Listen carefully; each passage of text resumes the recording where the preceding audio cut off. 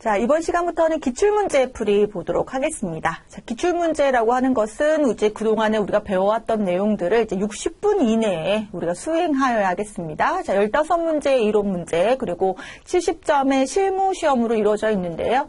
60점 안에 이 이론과 실기를 같이 풀이하게 됩니다. 따라서 이 70점 분량의 실무 시험부터 먼저 풀이를 하고, 아무래도 15문제는 사지선다형의 문제니까 조금 쉬운 문제도 금방 풀 수 있고 또 어려운 문제가 있다라고 하면 시간이 촉박하다고 한다면 또 우리가 찍기도 가능할 수 있겠네요. 그래서 시간 배분을 또 실무 시험부터 좀 하는 것이 여러분들 시험을 수행하는 데 조금 더 유리하지 않을까 싶습니다. 그래서 모의고사 풀이할 때도 실무 문제부터 풀이하도록 하겠습니다.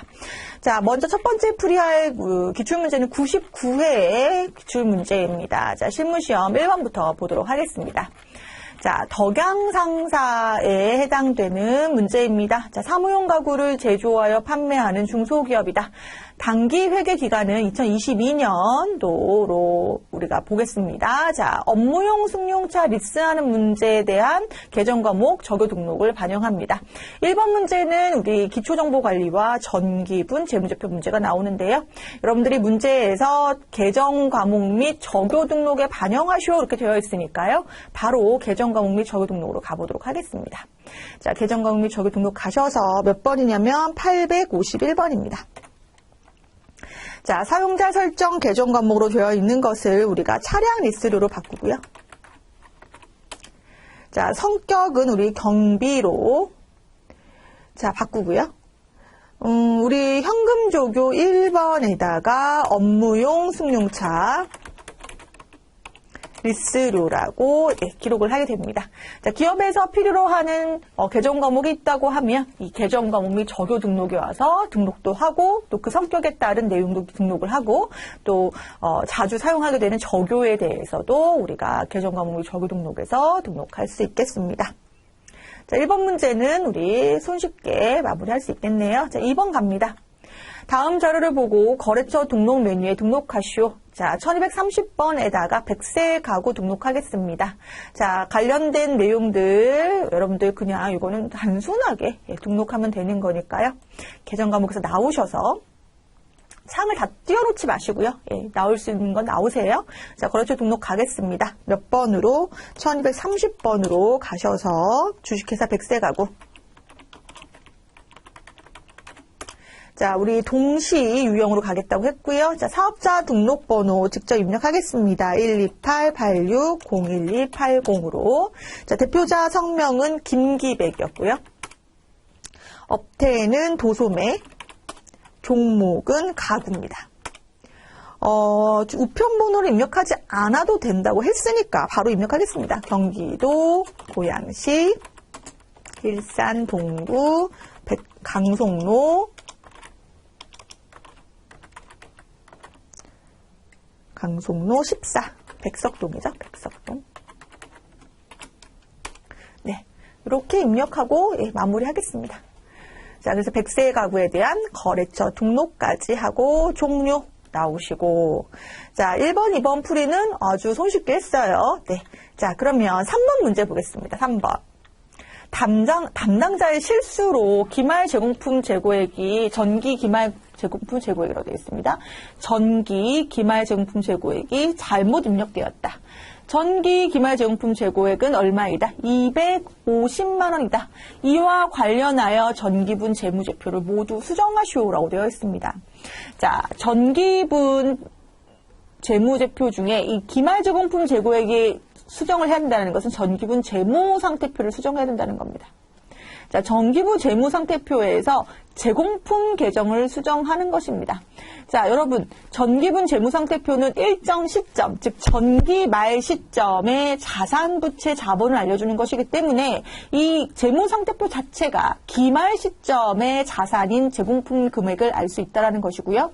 얘를 수정했다라고 하는 것은 바로 전기분 제조 원가 명세서가 수정이 된다는 겁니다. 왜냐하면 제조원가 명세서에서 우리가 단기 제품 제조원가 구할 때 기억나실까요? 기초 제공품에다가 단기 총 제조원가 더해주고, 그리고 우리가 뭘 수정해줬나요? 지금 기말제공품 수정해줬죠? 요 기말제공품을 뭐 해주는 형식으로, 차감해주는 형식으로 우리가 뭘 구하냐면 단기 제품 제조원가를 구합니다. 제조원가. 그러면 요 제공품 계정이 수정이 되면 요 기말제공품 계정도 같이 수정이 되니까 뭐가 변동하냐면 요 단기 제품 제조원가가 변동이 되고요. 또 전기분 손익계산서에서 이 단기 제품 제조원가가 변동이 되면 뭐가 변동되냐면 매출원가가 변동되고, 자, 매출원가가 변동이 되면 우리 이익여금 처분계산서에서의 단기순이익에도 영향을 주죠, 당연히. 자, 손익계산서에서 단기순이익도 변동되고, 이 단기순이익은 어디에도 변동된다? 이익여금 처분계산서에서 이익여금 처분계산서에서의 미처분 이익여금에도 영향을 준다. 요 미처분 이익여금은 우리 또 전기분 재무상태표의 2월 이익여금에 영향을 준다. 요 개념이 여러분들 우리 전기분 재무제표 수정하는 문제 풀이하면서 많이 해봤던 문제예요. 요 내용을 한번 다시 정리하겠습니다. 시간이 좀 되더라도, 걸리더라도. 자, 지금, 전기분 재무상태표에서 뭘 수정했습니까? 기말 제공품 계정. 이게 바로 뭘 얘기하는 거라고요? 기말 제공품을 얘기하는 거다. 얘를 수정해줬더니 전기분 원가 명세서에 뭐가 수정된다? 자, 기말 제공품 계정의 수정으로 인해서 뭐 금액이 바뀌냐면 단기 제품 제조 원가 금액이 바뀌고, 요 단기 제품 제조 원가 금액이 바로 또 전기분 손익계산서에 반영됩니다. 그러면 뭐가 바뀌냐면 또 매출원가가 바뀌고요. 매출원가가 바뀌니까 또 뭐가 바뀌냐면 단기 순이익이 바뀝니다. 자, 요게 바뀌면 요게 바뀌고, 또 단기 제품 제조원가가 반영돼서 단기 순이익이 바뀐 겁니다. 자, 그러면 요 단기 순이익은 전기분 이익여금 처분계산서에 가서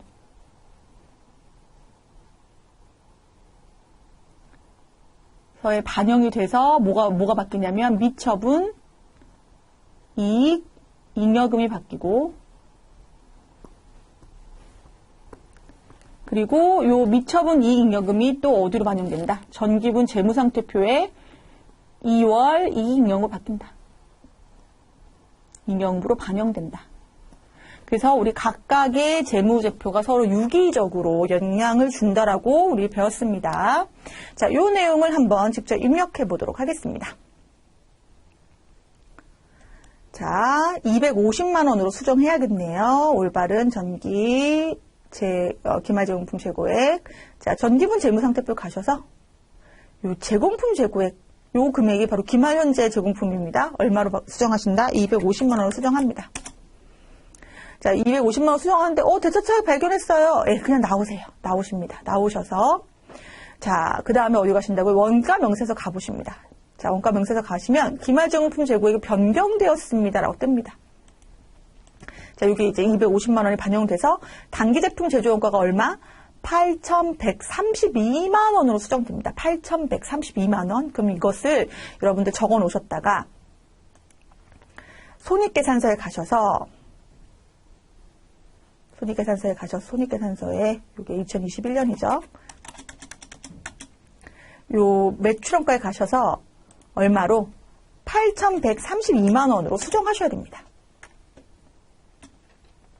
그러면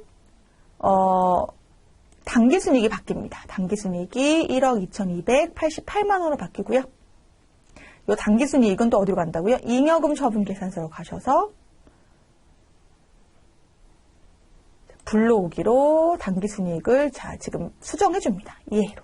그럼 수정이 되면서 자 미처분 이익여금이 1억 9,077만 원으로 바뀌고요. 요 금액을 적어 놓으십니다. 190770 적어 놓으셨다가 어디로 가서 다시 재무상태표로 가서 요 금액이 2월 이익여금 금액이 190770 이렇게 수정이 된다라는 것입니다. 이렇게 수정이 되면 대차차익이 없어지죠. 이렇게 나비효과처럼 그렇죠. 어떤 재무제표의 한 부분에 특히 재고자산의 부분이 수정이 되니까 각각의 연결된 재무제표의 수치들이 변동되는 것. 이 부분을 우리가 시험 문제에서 종종 볼 수가 있겠습니다. 자, 나오겠습니다. 자, 바로 넘어가서 이제 일반 점표 입력 메뉴부터 입력하겠습니다. 자, 정규 입력은 생략되지만 타계정 대체는 반드시 입력한다. 자, 그리고 채권 채무와 관련해서는 거래처 코드를 선택하는 방식으로 입력하고 500번대 계정 코드에 대해서는 제조 경비, 그리고 800번대는 판매비 관리비에 속한다. 자, 먼저 7월 22일부터 보도록 하겠습니다. 7월 22일.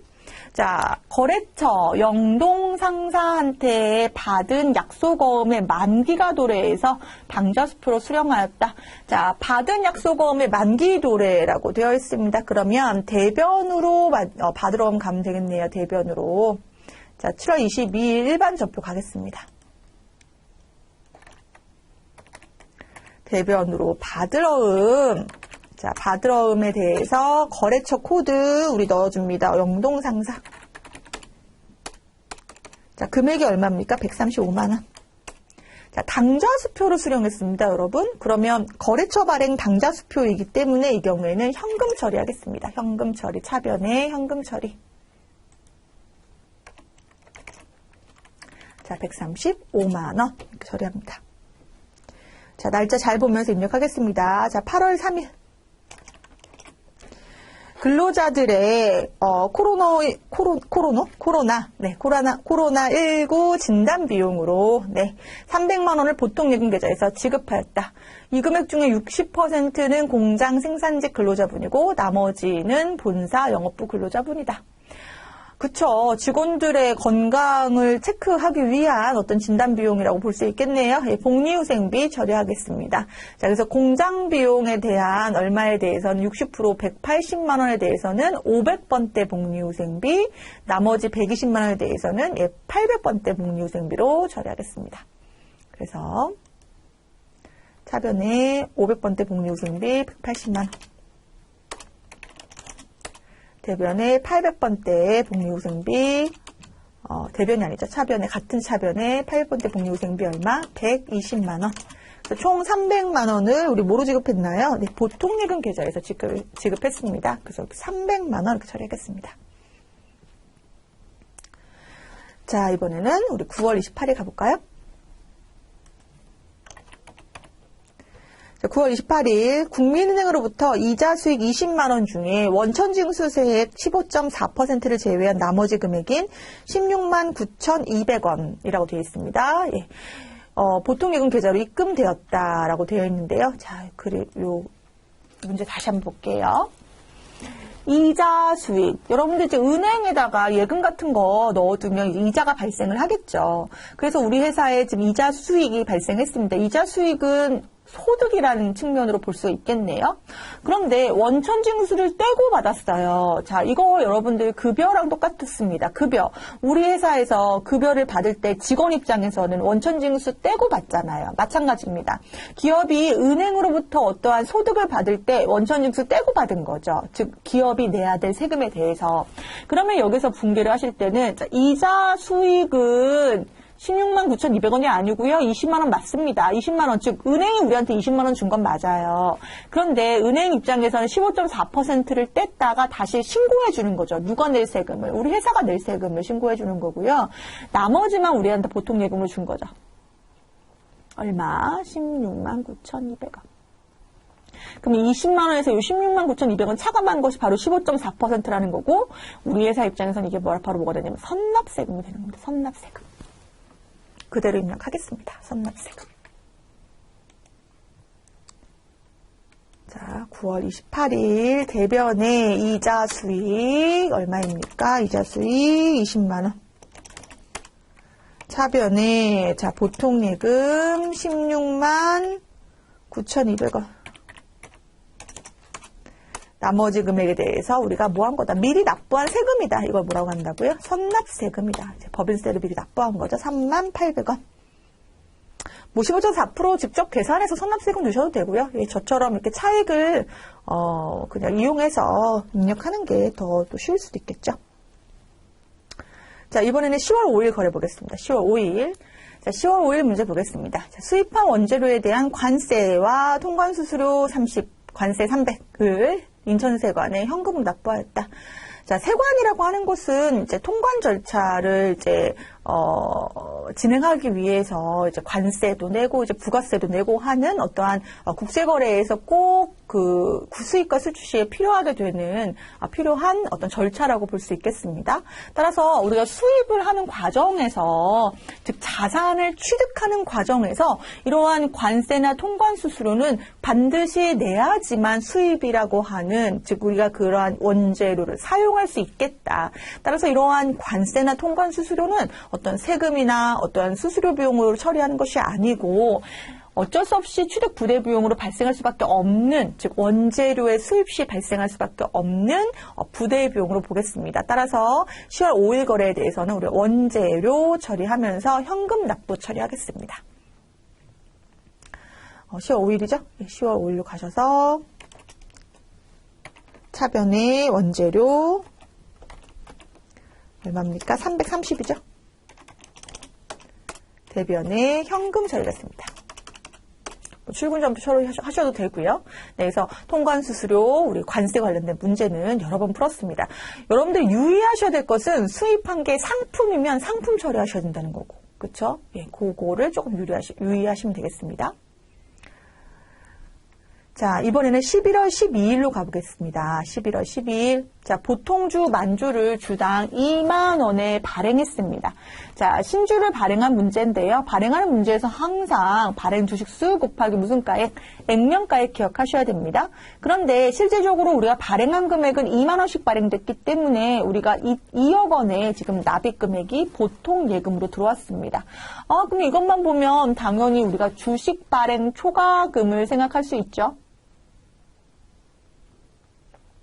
그런데 우리 주식 발행 초과금 처리하기 전에 만약에 서로 이러한 상계 처리할 수 있는 주식 할인 발행 차금의 잔액이 있다면 이 할인 발행 차금 잔액부터 상계 처리하고 나머지 금액에 대해서 주식 발행 초과금 처리할 수 있다고 배웠습니다. 그래서 여러분들이 합계자료 시산표를 한번 가보도록 하겠습니다. 합계자료 시산표 가셔서 자, 우리 몇 월 달인가요? 12월 달인가요? 11월 달인데 12월로 조회해 보겠습니다. 보시면 여기 자본 조정 과목에 쭉 내려오시면 자본 조정 과목에 여기 주식 할인 발행 차금이 얼마가 있습니까? 2천만 원이 있네요. 그러면 2천만 원부터 상계 처리하고 나머지 1억 8천에 나머지 8천만 원에 대해서 우리가 무슨 처리하게 됩니까? 주식 발행 초과금 처리하겠습니다. 그래서 자, 우리 11월 12일로 가셔서 대변에 자, 자본금 발행 주식수 곱하기 액면금액만큼이 얼마인데 1억 원인데 실질적으로 납입되어서 온 돈이 자, 보통 예금이 얼마다? 2억이다. 그럼 이 차액이 지금 얼마가 발생했는데 대변에 1억이 발생했는데 주식 발행 초과금이라고 하는 것을 처리하기 전에 먼저 주식 발행 초과금과 서로 상계 처리가 가능한 주식 할인 발행 차금의 잔액이 있다면 먼저 조회하라고 했어요. 자, 그래서 조회합니다. 주식 할인 발행 차금 조회했더니 얼마가 있었습니까? 아까 2천만 원이 있었습니다. 그래서 2천만 원 먼저 상계 처리하고 나머지 8천만 원에 대해서 무슨 처리해라? 그렇죠. 주식 발행 초과금 처리하라는 거죠. 주식 발행 초과금. 이렇게 처리하도록 하겠습니다. 자, 그래서 차변에 들어온 요 2억 원에 대한 1억 원의 주식 발행금 주식 발행 초과금 처리하기 전에 주식 할인 발행 차금의 잔액 조회하는 게 이 문제에서 우리가 유의할 사항이라고 보시면 되겠습니다. 자, 이번에는 11월 16일 볼게요. 자, 주식회사 한국의 외상 매입금 잔액 150만 원을 결제하기 위해서 자, 외상 매입금을 감소 처리하기 위해서 제 주식회사 세화로부터 받은 바드러움에 대해서 배서 양도하였다라고 되어 있습니다. 자, 차변의 외상 매입금, 대변에 직접 어음을 발행한 것이 아니기 때문에 바드러움 처리할 건데요. 자, 외상 매입금에 대해서는 한국이라는 거래처 걸어줘야 되고 바드러움에 대해서는 우리 세화라는 거래처를 걸어주도록 하겠습니다. 자, 11월 16일로 갈까요? 자, 차변의 외상 매입금 주식회사 한국. 자, 금액이 얼마입니까? 150만 원. 대변에는 어음의 발행이 아닌 바드럼의 양도이다. 자, 세화라고 거래처 걸어주시고요. 예, 150만 원 기록하도록 하겠습니다.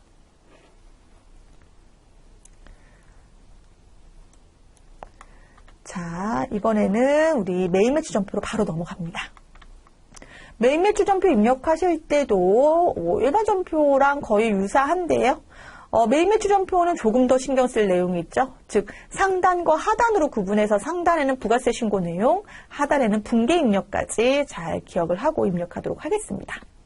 자, 그러면 7월 15일 문제. 자, 영업부 직원의 결혼식을 축하하기 위해서 거래처 영업부입니다. 거래처 영업부에 대리 이순재 씨의 결혼식을 축하하기 위하여 화환을 구입하고, 자, 항상 이러한 메인 매출 전표 입력할 때는 증빙이 뭔지를 한번 보시라고 했는데 전자 계산서를 발급했습니다. 계산서라고 하는 것은 무슨 거래에서 면세 거래에서 발급되는 건데요. 면세라고 하는 것은 여러분들도 아시다시피 부가가치세가 아예 면제된 품목들인 거죠. 바로 화환이기 때문에, 꽃이기 때문에 부가가치세가 면제된 면세품이라고 볼 수가 있겠습니다. 그런데 이제 거래처에 선물한 거기 때문에 이걸 접대비 처리할 건데요. 혹시 이거 접대비니까 불공 아니야? 라고 생각을 하신다면 이번 시간에 완벽하게 정리하겠습니다. 자, 불공제라고 하는 것은 어떤 의미입니까? 매입세액이 있지만 공제를 해주지 않겠다는 의미입니다. 매입세액을 부담했지만 공제해주지 않겠다는 의미입니다. 하지만 해당 거래가 물론 접대비이긴 합니다만 해당 물품이 화환으로서 면세 품목이기 때문에 매입세액 자체가 존재하지 않습니다. 공급가액만 있잖아요. 그래서 이건 공제를 해주지 않겠다라는 의미 자체가 성립되지가 않습니다. 그래서 여기서는 우리가 면세 매입으로만 처리하도록 하겠습니다. 자, 53번 면세 입력하겠습니다. 자, 메인 매출 전표로 가겠습니다. 자, 메인 매출 전표. 자, 7월 15일.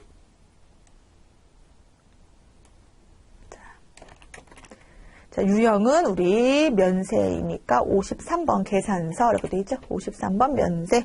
자, 품목은 우리 거래처 화환 이렇게 써셔도 돼요. 거래처 화환. 자, 금액이 얼마입니까? 22만 원. 그리고 거래처는 우리 플라워 24. 전자로 넣어주시고요. 혼합으로 가셔서 차변에 우리 접대비로 거래처, 매출처 거래처라고 있기 때문에 접대비 판관비로 처리하시고요. 예, 대변에 미지급금으로 처리하도록 하겠습니다. 미지급금 처리.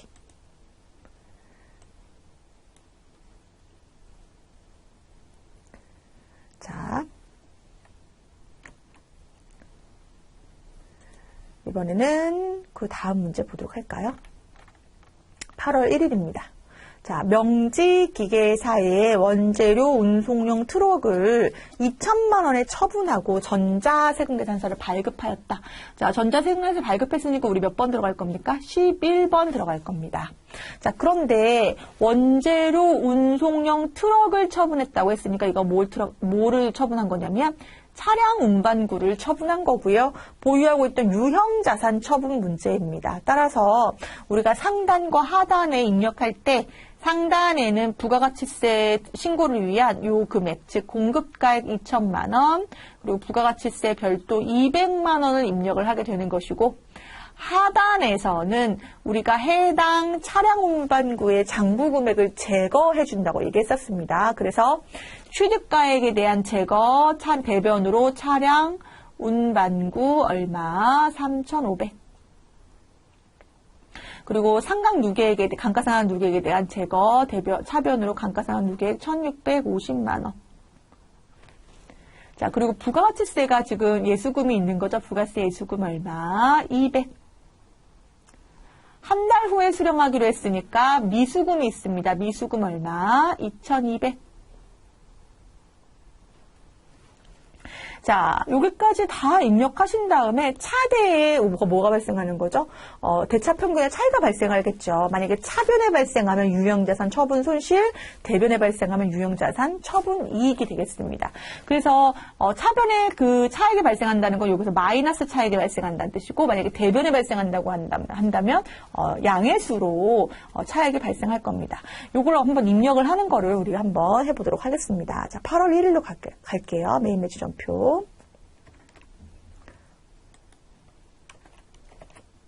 자, 먼저 우리가 세금계산서를 발행했기 때문에 11번 과세로 갈 거고요. 자, 화물 운송용 차량이었어요. 그렇죠? 화물차. 그냥 차량이라고 쓰겠습니다. 자, 여기서는 공급가액을 입력할 때는 어떤 공급가액 입력한다고 했냐면 부가가치세 신고를 위한 공급가액 2천만 원 입력한다고 했고요. 자, 거래처는 명제기계입니다. 전자세금에서 발행했고요. 자, 당연히 혼합으로 가야겠습니다. 자, 지금 판매되게 된 그 차량 운반구에 대해서 208번 차량이라고 치시면 되죠, 여러분들. 취득가액이 얼마였습니까? 3,500이었습니다. 그런데 이거에 대한 감가상각 누계액이 있었죠. 얼마가 있었습니까? 1,650만 원.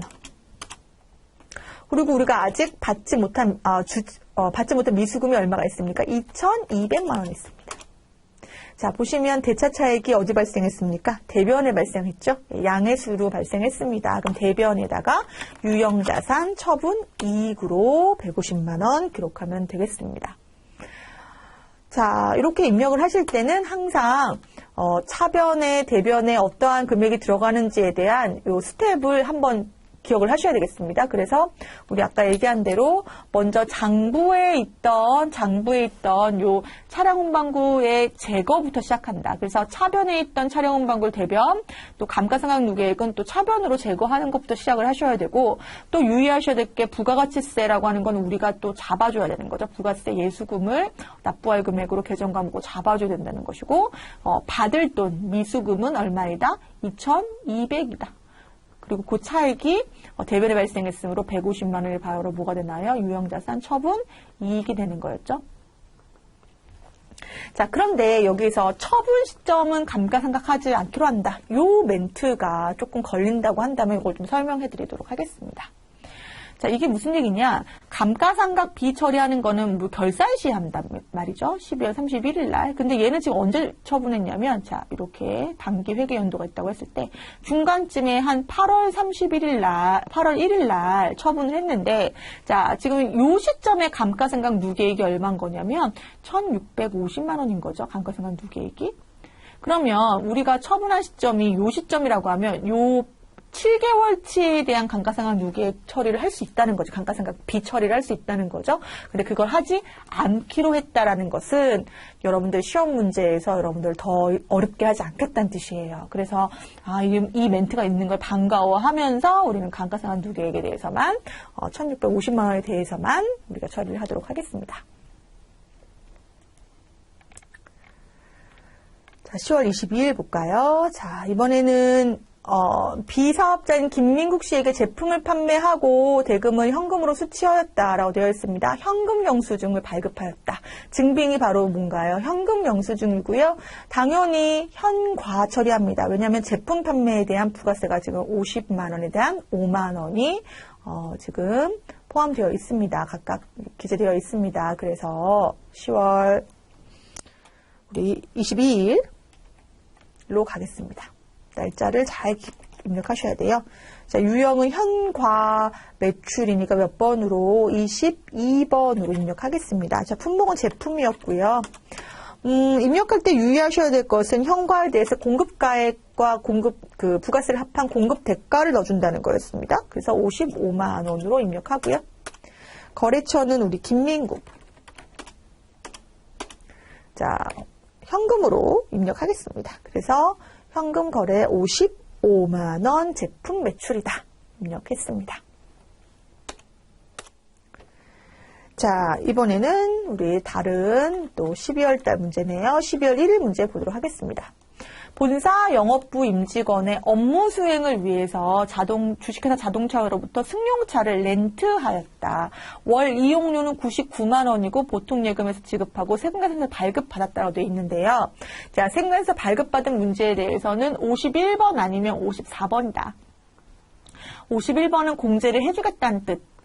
54번은 공제를 해주지 않는 불공제라는 것을 의미하는 거였고요. 불공 항목 중에 비영업용 소형 승용차와 관련된 모든 비용, 렌트, 구입 비용 다 안 된다고 했어요.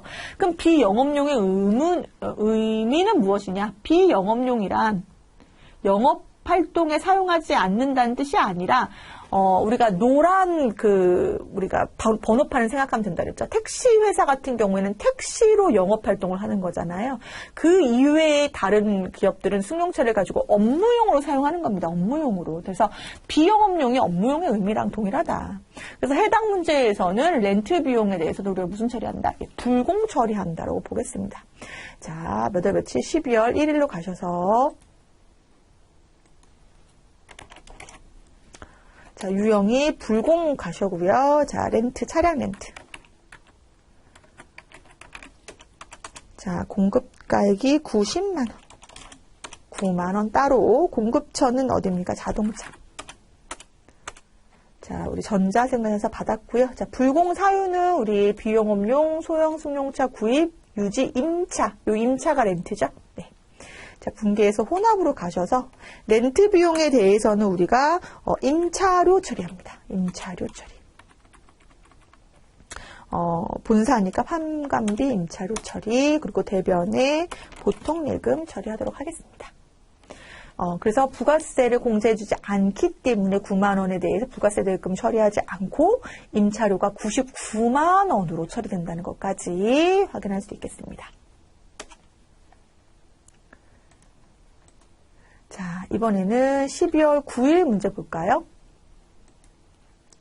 공장 건물 임대인인 동국개발로부터 임차료 440만 원과 자, 공장 전기요금 77만 원에 대한 전자세금계산서를 받고 당좌수표를 발행하여 지급하였다라고 되어 있습니다. 자, 전자세금계산서를 받았으니까요. 우리가 몇 번으로? 51번으로 입력할 건데요. 불공내역이 아니니까요. 51번을 입력하겠습니다. 먼저 임차료와 관련해서는 여러분 임차료는 어디다 기록한다고요? 차변에 기록한다. 임차료.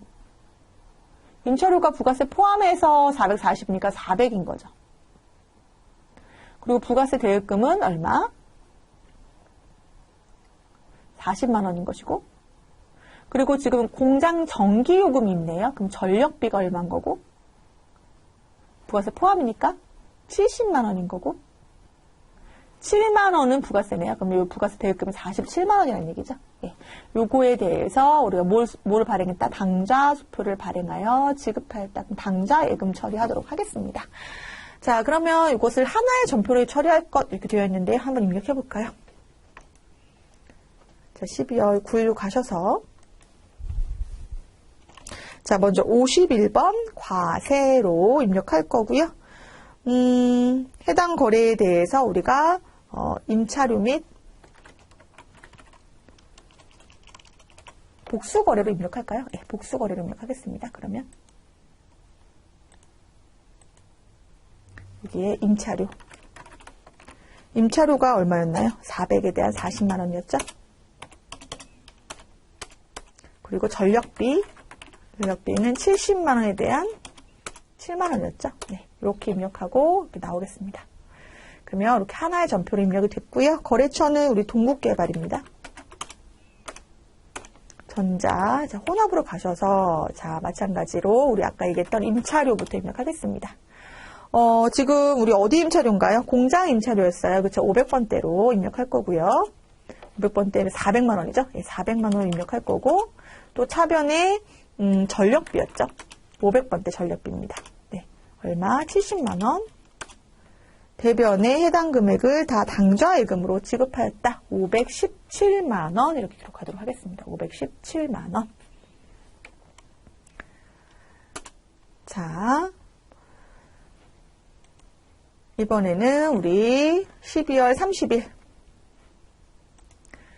내국 신용장에 의하여 수출용 제품의 원재료를 하늘로부터 매입하고 영세율 세금계산서 발급받았습니다. 자, 영세율 세금계산서를 발급받았다는 것은 해당 거래가 수출 목적의 매입이라는 겁니다. 수출용 제품의 매입. 자, 당사는 50%는 동사로부터 받아 보관 중인 약소거음을 배서양도했고 나머지는 당사 발행 약소거음으로 지급하였다. 약소거음을 가지고 있다가 배서양도하는 건 받으러음의 감소 처리, 직접 어음을 발행하는 것은 이제 지급어음 처리가 되겠습니다. 자, 이 경우는 이제 영세율 세금계산서로 매입한 거래가 되겠습니다. 자, 그러면 해당 거래에 대해서 12월 30일 날 입력할까요? 자, 매입, 영세 매입은 몇 번? 52번으로 가셔서, 자, 품목이 무엇입니까? 품목이 원재료. 자, 우리 수량 잠깐 나와 있었나요? 네, 안 나와 있네요. 네, 공급가액은 넣겠습니다. 공급가액이 5천. 거래처는 어디냐면요. 거래처는 한울입니다. 한울. 자, 우리 전자고요. 자, 혼합으로 가셔서 자, 원재료에 대해서 50%는 동사는 거래처, 그 한울을 얘기하는 겁니다. 한울로부터 받아 보관 중있던 약소거음을, 즉 받으러음을 직접 줬고 나머지는 내가 직접 발행해 줬다는 거죠. 그래서 이걸 지급어음 처리하겠습니다. 그래서 2,500만 원 처리까지 매입 매수점표 마무리하겠습니다. 우리가 그동안에 풀이했던 문제들 위주로 지금 다 나오고 있네요. 그렇죠? 자, 이번에는 점표를 뭐 하는 문제입니까? 수정하는 문제입니다. 자, 우리 7월 25일 점표를 조회해보면 이렇게 출금 점표로 접대비 되어 있는 거 확인할 수가 있습니다. 이 내용을 뭐로 바꿔주시냐면 이제 복리후생비로 바꿔주시는데 유의하셔야 될 것은 복리후생비가 공장생산부 직원의 복리후생비라는 겁니다. 그래서 우리가 복리후생비도 500번대 복리후생비로 넣어주셔야 되고요. 공장 직원에 대한 적용은 건드리지 않겠습니다. 네, 그래서 이렇게 그냥 적혀있는 대로 들어가도록 할 거고요. 자, 이번에는 요걸 마무리되는 겁니다. 자, 2번으로 갑니다. 자, 중앙전자로부터 부품을 매입했습니다. 원재료를 매입하면서 매입대금 13만 2천 원, 부가세 포함된 금액을 현금으로 지급하고, 자, 부가세가 포함되어 있다는 표현은 여러분들 이제 과세라는 표현으로 이해를 하셔야 되죠. 현금으로 지급하고 현금 영수증을 수취하였다. 그러면 현과 거래예요, 현과. 그런데 일반 점표로 처리하였다. 자, 현금 영수증 발급분이다. 그러면 일반 점표 회계 처리한 거를 삭제하고 직접 매입 매출점표의 현과로 우리가 매출 입력하고자 매입으로 입력을 해야 되겠습니다. 그래서 날짜 11월 2일 일반 점표 먼저 가서 삭제부터 하겠습니다. 우리 11월 2일 일반 점표의 이 내용을 먼저 한 다음에 삭제한 다음에 삭제. 그리고 어디로 가셔서 매입 매출 점표로 가셔야죠. 매입 매출 점표 가셔서 11월 2일로 갑니다. 자, 유형은 우리 현과 매입이기 때문에 현금 영수증 매입은 우리 현금과세 61번으로 가실 거고요. 품명은 원재료입니다. 부품. 자, 금액을 얼마 입력하면 됩니까? 우리 아까 12만 원하고 12,000원이었어요. 그래서 13만 2천 원 이렇게 기록을 하면 자동으로 부가세 구분되고요. 거래처는 중앙전자였습니다. 자, 현금 거래로 입력을 하도록 하겠습니다. 네, 그래서 원재료 입력. 자, 이렇게 해서 두 문제 수정하는 문제 마무리하고요. 두 문제 마무리하고 자, 바로 결산 정리사항 문제로 가겠습니다. 자, 1번 문제부터 볼까요? 우리가 수동결산, 자동결산으로 구분해서 볼 건데 지금 해당 문제는 무슨 결산 문제부터 수동결산 문제부터 나와 있는데 지금 세 문제 모두 수동결산 문제만 나온 것 같아요. 자, 단기 차입금에 대한 미지급 이자를 계상하였습니다. 그러면 이자 비용이지만 주지 못했다는 뜻이죠. 이자 비용 얼마? 15만 원. 미지급 비용 15만 원. 자, 한미은행으로부터 차입한 장기 차입금 5천만 원 중 3천만 원에 대해서는 내년 2월 달에 만기가 도래한다. 1년 이내에 만기가 도래한다. 따라서 장기 차입금 얼마에 대해서는 3천만 원에 대해서는 더 이상 장기 차입금이 아니기 때문에 유동성 장기 부채라는 개정 과목으로 우리가 구분해서 이제 대체 분개합니다. 여기서 유의하셔야 될 것은 주식회사 한미은행이라고 하는 우리 거래처를 각각 다 우리가 걸어줘야 된다는 거죠. 자, 단기 대여금, 빌려준 돈에 대한 단기에 받아야 될 이자가 있는데 못 받은 이자가 있대요. 다음 연도에 받는데요. 그러면 못 받았어도 이자 수익이다. 얼마? 30만 원. 그건 뭐라고 하는 거죠? 미수 수익으로서 기록하게 됩니다. 요 내용을 몇 월 며칠자로 12월 31일자 일반 전표로 입력하도록 하겠습니다. 자, 12월 31일 가셔서 매매추 전표 종료하고요. 일반 전표 12월 31일 날 가서 우리 수동결산 문제 12월 31일 차변의 이자 비용 얼마? 15만 원. 대변의 미지급 비용 15만 원. 또 차변의 우리 아까 장기 차입금. 장기 차입금 누구에 대해서? 우리 한미은행에 대해서. 얼마였나요? 3천만 원에 대해서 우리가 이름을 다시 바꿔줬어요. 유동성 장기 부채로. 한미은행 또 같이 걸어주고 3천만 원 처리하겠습니다. 자, 그 다음에 우리 받기로 한 이자가 있었는데 못 받았죠? 그럼 무슨 수익? 단기 미수 수익이죠. 미수금 개념처럼 생각하시면 됩니다. 얼마? 30만 원. 대변의 이자 수익 얼마? 30만 원이다 라고 처리를 하시고요. 이렇게 수동 결산하고 난 다음에 사실은 우리 자동 결산 항목이 없다고 하더라도 결산자료 입력을 와서 여러분들이 이 자동 결산 항목이 없다는 것은 이제 기말 재고액이 제로라고 되어 있다는 거잖아요. 그렇다고 하더라도 매출원가 계상을 위해서는 사실 전표 추가를 무조건 해주는 게 맞습니다.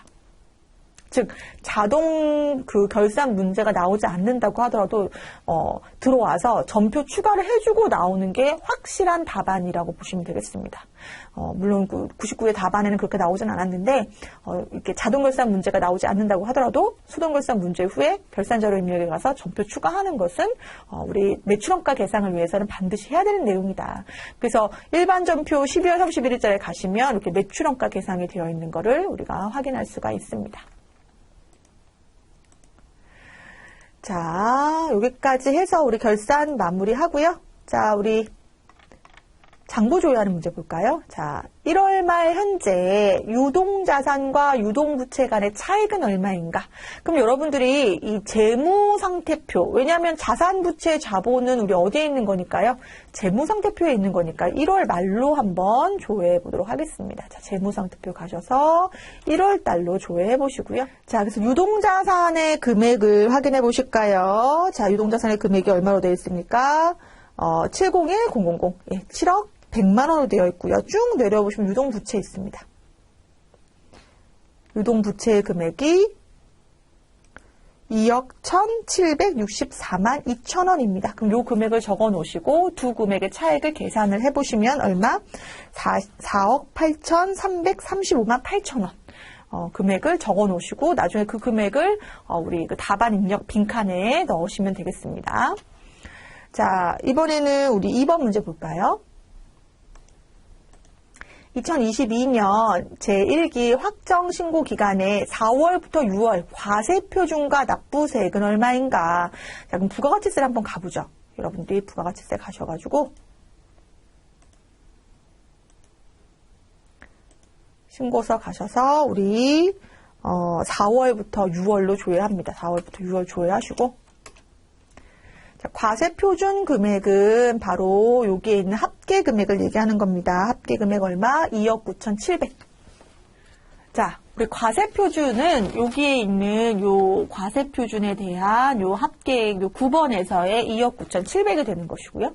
납부세액은 가에서 나를 차감한 요 다가 되겠네요. 다. 그래서 얼마? 762만 1,000원을 기록했다가 여러분들 답안에 이렇게 입력하시면 되겠습니다. 자, 나오셔서 이번에는 마지막 2022년 5월 말 기준으로 주식회사 세무가구에 대한 외상 매입금 잔액은 얼마인가 라고 되어 있습니다. 자, 그럼 이 거래처 원장을 한번 가보도록 할게요. 자, 가셔서 우리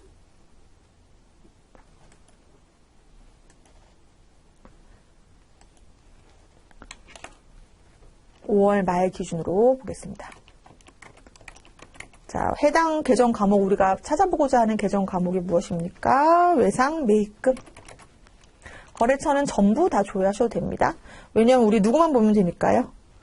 우리 아까 이름이 누구였죠? 세무가구. 네, 세무가구만 보도록 하겠습니다. 세무가구 딱 보시면 잔액 나오죠? 얼마? 2,700만 원. 네. 그래서 요 세무가구에 대한 2,700만 원을 적어 놓으셨다가 답안에 체크하시고 답안에 이제 입력하는 형식으로 우리가 기입하도록 하겠습니다. 자, 여기까지가 우리가 이제 실무 문제라고 보면 되겠고요. 여기까지 입력하신 다음에 한 20분에서 25분은 남겨놓고 우리가 이제 이론 문제 풀이를 하도록 합니다. 자, 이론 문제는 총 15문제에 대해서 풀이를 하도록 하겠습니다. 자, 1번. 다음 중 손익계산서 작성 시에 따라하여야 할 원칙이 아닌 것은 자, 발생주의다. 수익비용의 대응 원칙이다. 자, 구분 계산의 원칙이다. 이거 우리 계속 많이 봤던 거고요. 여기서 답은 아닌 것은 총액주의가 아니기 때문에 순액주의라고 좀 기록되어 있죠. 예, 우리는 무슨 주의다? 총액주의다. 수익하고 비용을 각각 기록한다라는 거고. 이 구분 계산은 이제 잉여금 구분의 계산 원칙은 우리가 이제 재무상태표에서 봤던 거고, 우리가 매출 총이익, 뭐 영업이익 이런 식으로 구분해서 이제 계산을 하게 되어 있는 거죠. 네. 자, 답은 몇 번? 2번으로 보겠습니다. 총액주의는 수익하고 비용을 각각 계산하지, 우리가 수익은 100이고, 비용은 30이라고 70만 기록하지는 않는다라는 겁니다. 2번 보겠습니다. 다음 중 유가증권에 대한 설명으로 옳지 않은 것은 단기매매증권의 미실현 보유손익은 단기손익을 처리한다. 여기서 미실현 보유손익은 뭘 얘기하는 거예요? 평가손익을 얘기하는 거예요. 평가손익. 이런 거잖아요. 내가 10,000원짜리 주식을 가지고 있는데 요즘 2만 원 한데 그러면 10,000원이 올랐네? 기분이 좋은 거죠. 아직 실현된 건 아니에요. 미실현 손익입니다. 이런 평가 손익은 두 가지 관점이 있다 그랬죠. 단기 손익의 경우에는, 단기 매매 증권의 경우에는 단기 손익으로 인정해 준다 그랬어요. 어차피 팔 거니까 빨리. 그렇지만 매도 가능 증권의 경우에는 이러한 평가 손익을 언제 팔지 모르기 때문에, 장기 투자 개념이기 때문에 기타 포괄 손익 누계 처리한다고 했습니다. 자, 만기 보유증권은 이제 대표적인 채권이죠. 만기까지 가지고 있으면서 이제 이자를 가지고 있다가 이제 원금을 회수하게 되는 건데, 이 경우에는 공정가치로 평가하지 않습니다. 상각 후 원가 측정이라고 하는 방식을 쓰는데, 공정가치로 평가하는 거는 단기 매매 증권하고 매도 가능 증권만 공정가치로 평가한다는 겁니다. 그래서 답은 몇 번? 네, 3번입니다. 단기 매매 증권만 유동자산으로 분류한다. 3번, 재고자산으로 분류되는 경우, 재고자산은 판매나 제조를 목적으로 하는 거죠. 자, 도매업을 영위하는 회사가 판매 목적으로 보유하고 있다. 그럼 당연히 1번이네요. 2번, 제조업을 영위하는 회사가 공장 이전을 위하여 보유 중인 토지가 있다. 이것은 내가 공장으로 사용하려고 보유하고 있는 토지이기 때문에 이건 유형자산입니다.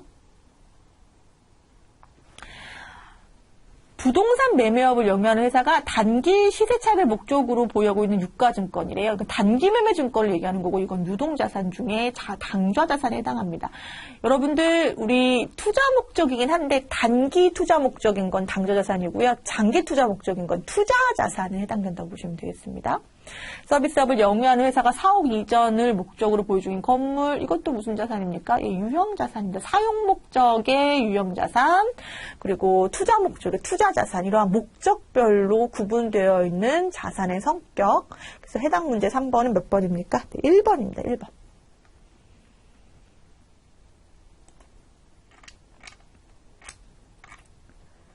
자, 4번 보겠습니다. 다음 중 아래의 빈칸에 공통으로 들어갈 내용으로 가장 적합한 것은, 자, 다른 종류의 자산과의 교환으로 취득한 유형자산의 취득원가는, 말이 어렵죠. 다른 종류의 자산과의 교환, 이거 우리 뭐라고 배웠냐면 이종교환이다 라고 배웠고요. 자, 이종교환으로 취득한 유형자산의 취득원가는 교환을 위하여 제공한 자산의 무슨 가액이라고 하냐면 공정가치라고 배웠습니다. 공정가치. 다만 교환을 위하여 제공한 자산의 공정가치가 불확실하다고 하면 두 번째 대안으로 교환으로 취득한 자산의 공정가치를 취득원가로 할 수 있다는 거죠. 답은 몇 번입니까? 1번입니다.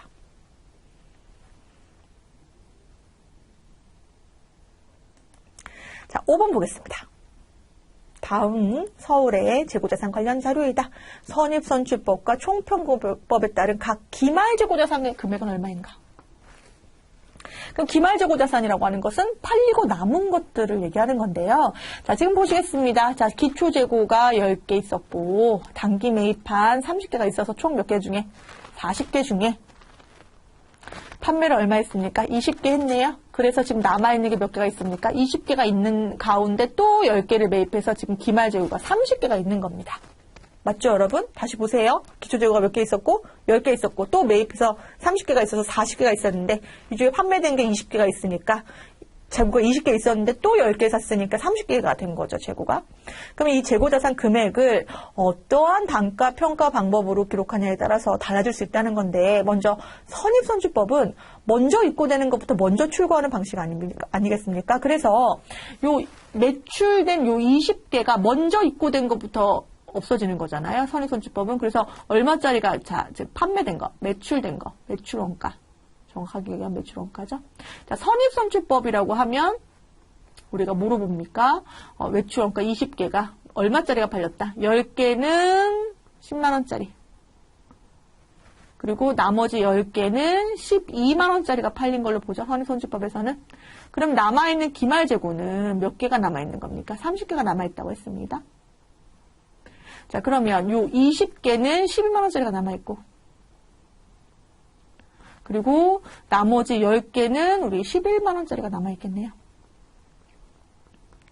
자, 그래서 요게 바로 선입선출법에 의한 기말재고 금액이 됩니다. 여러분, 그러면 240 더하기 얼마입니까? 110 하면 350이 되겠네요. 350. 선입선출법에 의한 거는. 그러면 이번에는 이제 총평균법을 보도록 하겠습니다. 이거는 뭐 답이 아니죠. 3번 아니면 4번인데, 총평균법 보겠습니다. 총평균법은 먼저 전체 평균을 낼 건데 얘를 제외하고 내면 되죠. 매입에 관련된 것만 기초재고를 포함해서 평균을 내면 됩니다. 자, 그러면 10개 곱하기 10만원 하니까 100만원 더하기 30개 곱하기 12만원에서 360만원 더하기 그리고 10개 곱하기 11만원에서 110만원 하면 전체 총액이 570에 대해서 우리 몇 개? 50개를 단가를 내면 평균 단가가 11만 4천원이 나오죠. 근데 우리 아까 이 50개 중에 20개가 팔렸다고 했잖아요. 그래서 몇 개가 남아있습니까? 30개가 남아있다고 했기 때문에 기말재고 금액은 342만원, 즉 11만 4천원 곱하기 30개 해서 342만원 되겠습니다. 답은 몇 번? 3번.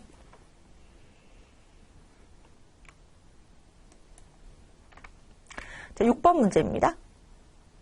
자, 주식회사 한국은 2022년 6월 1일 대한은행으로부터 5천만 원을 차입했어요. 자, 그리고 단기 투자 목적으로 4만 전자의 주식을 매입하였다.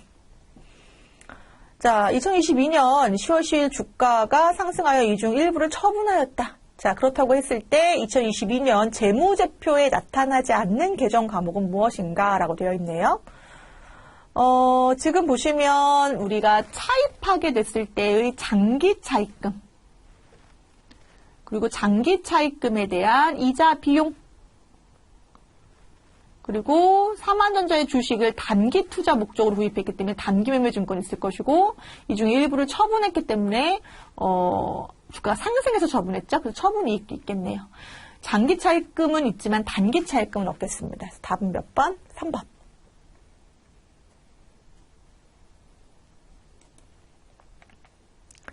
자, 7번.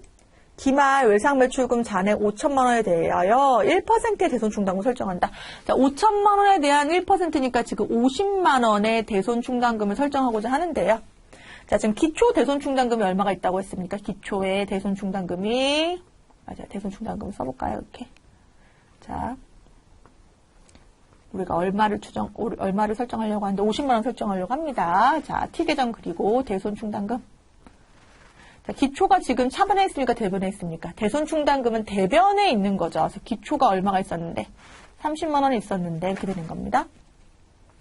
근데 단기에 회수가 불가능한 것, 즉 대손이 발생한 매출 채권에 대해서 15만 원을 대손 처리했습니다. 그 얘기는 대손 충당금에서 15만 원 감소가 이루어졌다고 볼 수가 있겠고, 자, 지금 잔액이 얼마 있는 상황에서 15만 원 있는 상황에서 우리는 추가적으로 얼마를 만들어야 됩니까? 50만 원을 만들어야 되므로 35만 원의 대손 상각비를 처리하면서 대손 충당금을 추가로 설정을 해야지 50이 될 수 있겠죠. 그래서 여기다 얼마 더 설정해야 된다. 35만 원을 더 설정을 해야 된다는 겁니다.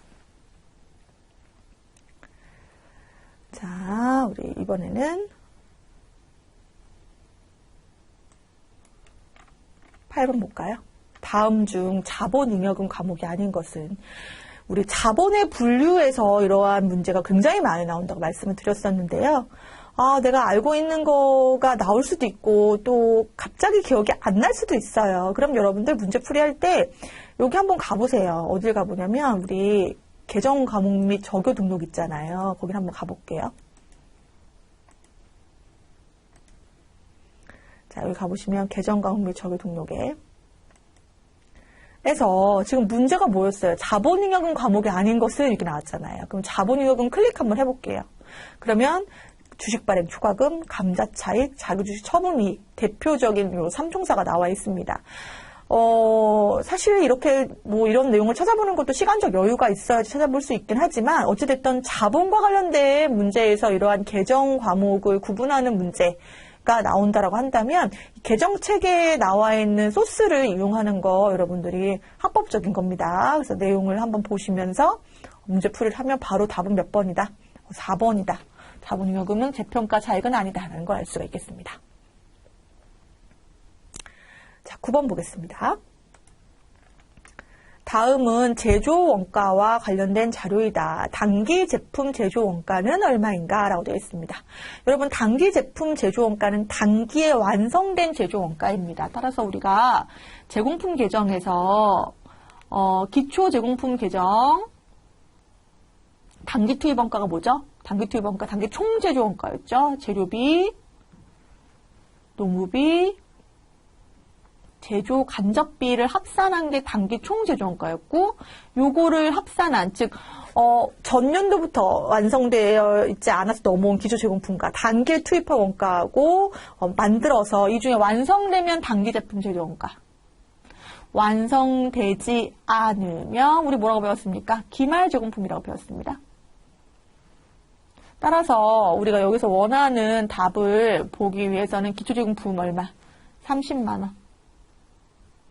자, 재료비 100만 원, 노무비 50만 원, 제조간접비 70만 원에서 총 여기 얼마가 되는 거예요? 합산한 금액이 220만 원. 그래서 30만 원에 220 더하면 얼마? 250만 원 중에서 완성되지 않은 뭘 차감해 줬더니 기말 제공품을 차감해 줬더니 단기 제품 제조원가가 되는 거잖아요. 근데 지금 문제에서 기말 제공품이 얼마로 되어 있습니까? 60만 원이라고 되어 있습니다. 따라서 답은 얼마?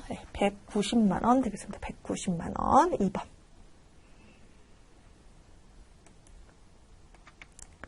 자, 10번. 자, 주식회사 한국전자는 제조간접 원가를 배부할 때 직접 노무 시간을 기준으로 배부하고 있다.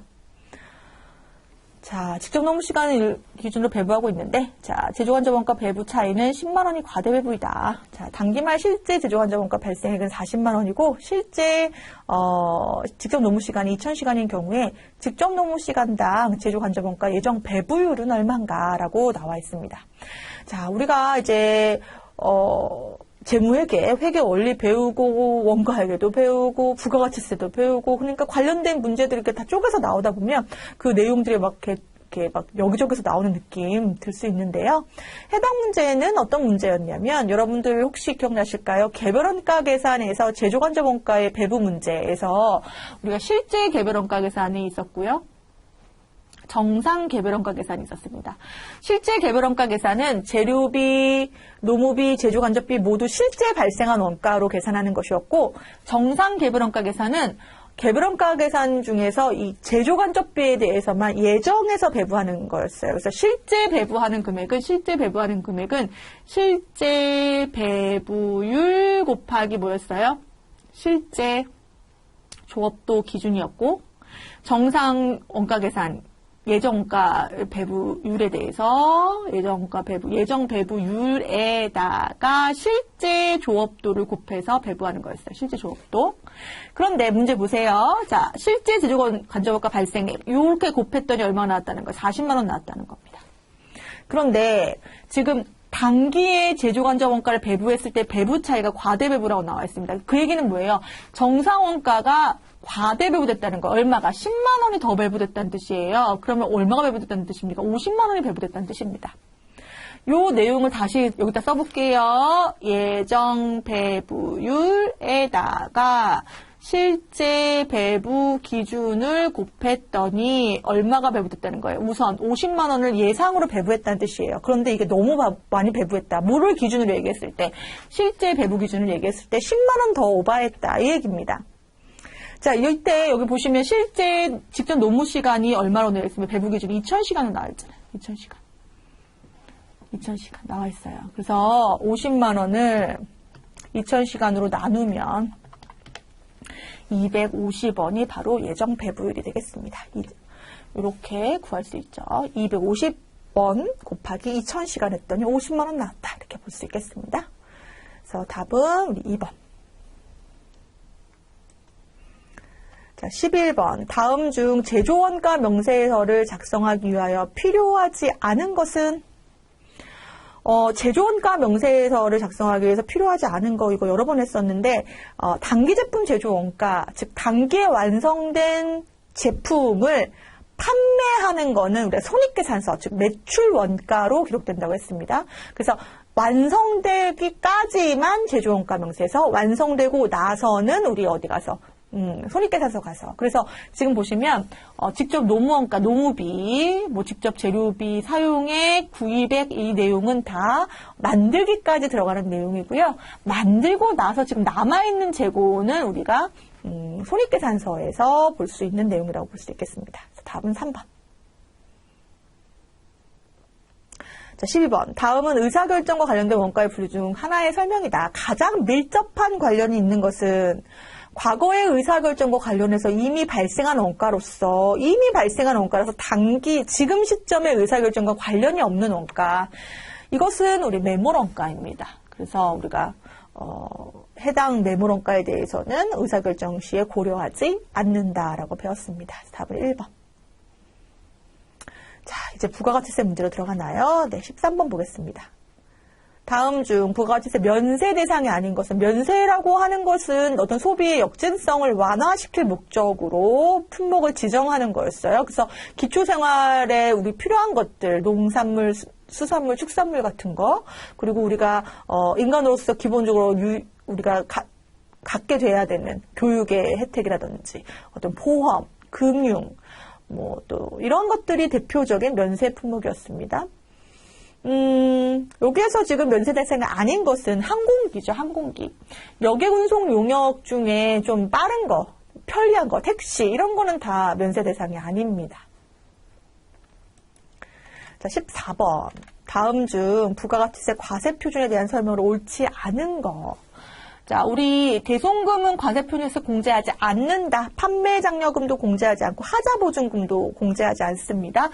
과세 표준에서 공제하지 않는 거 대송금, 판매 장려금, 하자 보증금 이런 거 공제하지 않는다라고 배웠습니다. 대송금은 나중에 대손세액 공제를 통해서 좀 억울한 마음을 풀 수 있다 이렇게 얘기를 했고요. 2번 공급에 대한 대가의 지급이 지체되었으므로 이유로 받는 연체 이자는 공급가액에 포함된다. 여러분들 이 이자와 관련해서 연체이자는 말 그대로 외상매출금의 회수가 안 돼가지고 받게 되는 거잖아요. 그러면 이거는 세금 대상이 아닙니다. 그래서 과세표준이 아니고요.